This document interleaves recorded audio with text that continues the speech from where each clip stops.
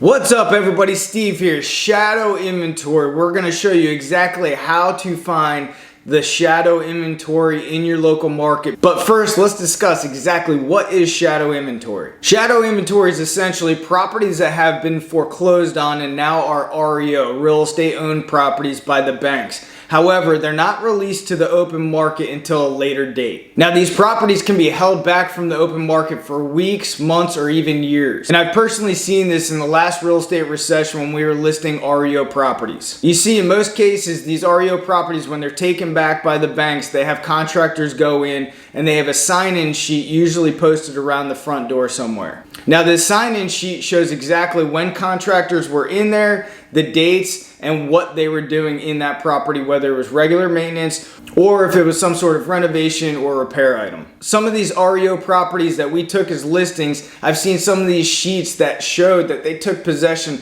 12 or even 24 months in the past. Now, why would banks want to hold back properties from going to open market? You see, many times they want to make sure that they're not flooding the market with a lot of properties. If properties come to market and they flood the market, it's simple supply and demand. If there's too much supply in the market, that will drive prices lower. So the banks have a responsibility to ensure that they do not flood the market and that they get the highest price possible. So a great website to utilize is foreclosure.com. I'm going to put an affiliate link below if you guys do use that link. We do get a small commission, which helps to support this channel. All right, so let's jump in. So you can see this is the home page. If you've seen some of the previous videos that I've done on buying a HUD home with $100 down, or short sales, or some of the other ones part of this sequence, I always start from the home page here, and you can see the entire United States. I'm over in Florida, so if I click here on Florida, it's going to bring me to the entire state of Florida. As previously mentioned in some of the other videos, you can search by county, you can search by city,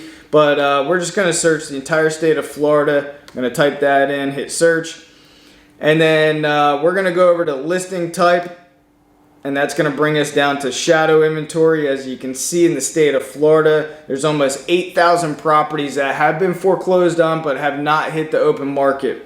Now, something that's extremely important is the heart feature, where you can save the listing, which essentially, again, allows you to get notified when this does come to open market. So it's a great tool. So any property that is of interest for you guys, you're going to want to make sure that you guys heart these so you get notified of when these things do come to open market, especially if it's a property that you're very interested in. Anyway, let's go ahead and click this property over in Tallahassee. This is, by the way, this is not the asking price because it has not hit open market. It's just an estimated market value. Here's the heart. We can click that, and that's going to, again, notify us when this does come to open market, which I highly suggest. Here you can see the foreclosure timeline, whether it's not foreclosure, pre-foreclosure, auction, or bank owned. Now, depending on what state you're in and what jurisdiction you're in, there may be a redemption period for the homeowner to get the property back as well. So that is another reason why some of these properties are considered shadow inventory, because legally, depending on the jurisdiction, you might not, or the banks might not even be able to go to open market until this redemption period ends. So you're going to want to check with your local real estate broker, local real estate attorney, based on your jurisdiction, where you guys live as well. As you can see, the Liz pendants started again. Liz pendants is basically the start of the foreclosure process. It's when a borrower goes into default and then the lender goes ahead and files in the courts. And this was filed back in February 20th. Liz pendants was issued, and then it actually got foreclosed on November 9th, as you can see here. Property information is usually pulled from public record. So that's going to come usually directly from the property appraiser website, so you can get a better idea of the property itself. Property description is just a very basic. It's not written by any real estate agent. It's just basically telling you guys where the property is located, but it doesn't really have details of the inside of the house or how the condition and so forth like you normally would have on an MLS report from a real estate agent. Properties listed as a foreclosure have passed the point of auction or public sale.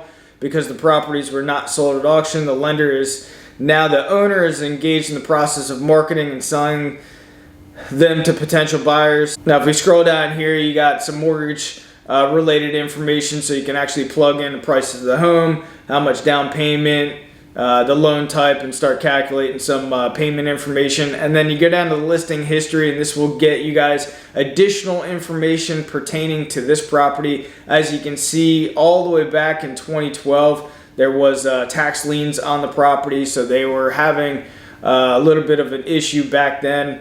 And then brings us to 2020, where we can start seeing the pre-foreclosure. This is when the lis pendens was filed, as previously mentioned, and then the actual end date for when the property actually went through the foreclosure process and the bank took back the property. Now, if you guys have not seen the other video that I did on buying a HUD home with $100 down, you guys want to take a look at that video. That's right, you can actually buy a HUD home with $100 down out of pocket, and that's all the money that you're going to need. So that video talks more into detail, even how HUD will cover your closing costs. So I'm going to put that video in the description below, and I'll put it as an end screen for you guys to make it easy for you guys to find it. And as always, I appreciate you guys watching this. I appreciate the support on this channel. If you got any value out of this, I appreciate a big thumbs up, and I'll see you guys on the next one. Thanks a lot.